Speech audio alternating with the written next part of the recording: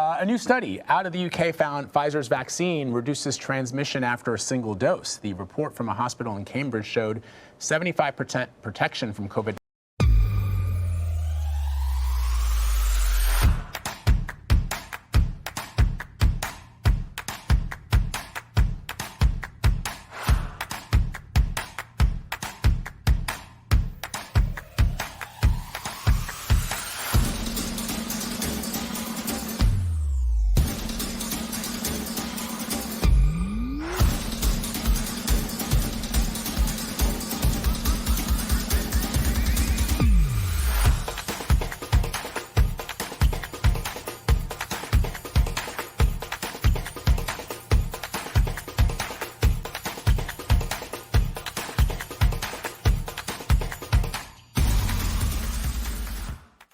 The results also point to a decrease in the risk of asymptomatic infections among healthcare workers who've been vaccinated for more than 12 days.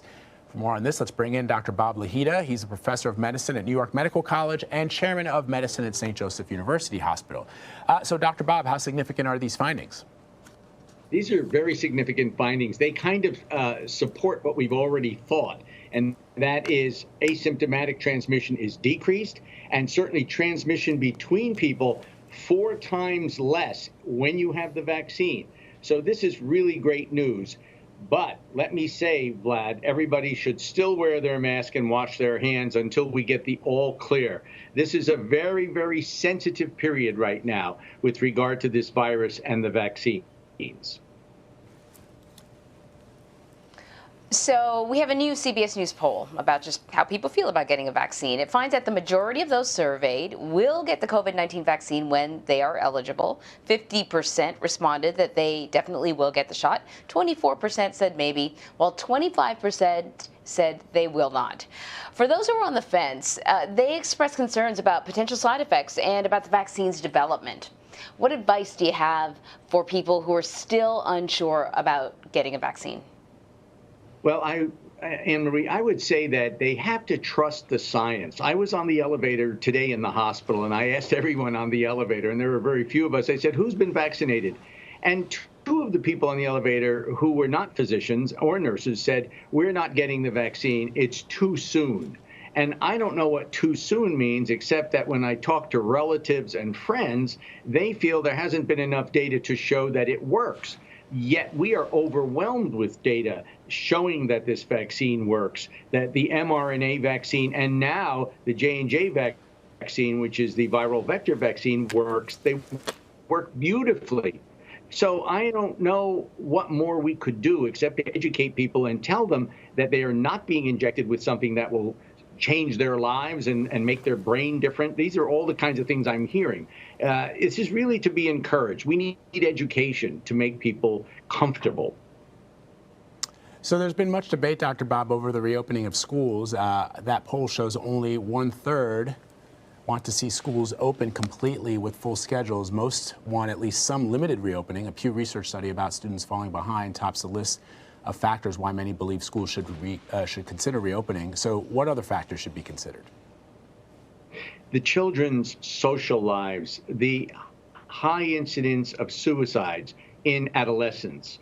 These are all the things. Plus, the most important thing is that children who are not educated one-to-one will likely fall behind. And Vlad and Anne-Marie, you both know that children who come from poorer areas in this metropolitan area, for example, the Bronx, where there is very little in the line of Wi-Fi or it's inconsistent, these children with their virtual learning are falling behind. They're not learning as quickly as they would if they were in a live classroom.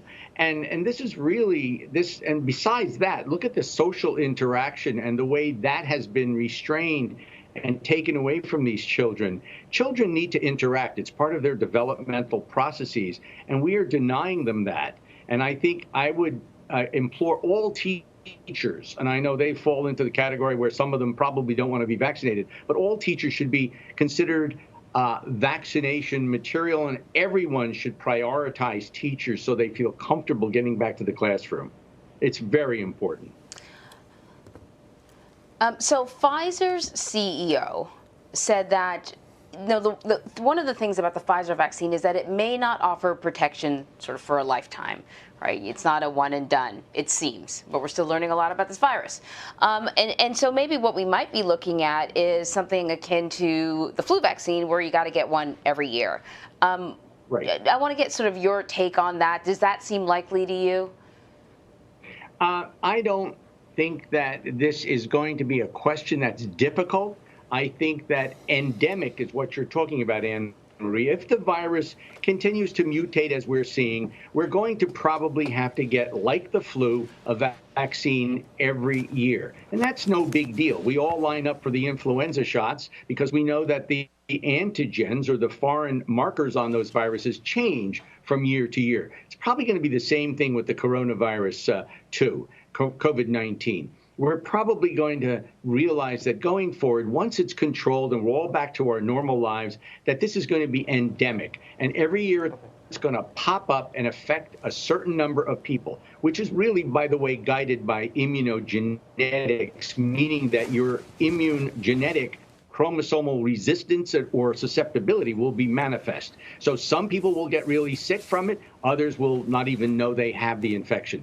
That's where we're going in the future. That's what I think. And that's endemic. We call that an endemic infection. It'll be with us forever. See, I learned a new word. There you go. Dr. Bob Lahita, thank you very much. And you have a good weekend. Thanks, guys. Good to see you.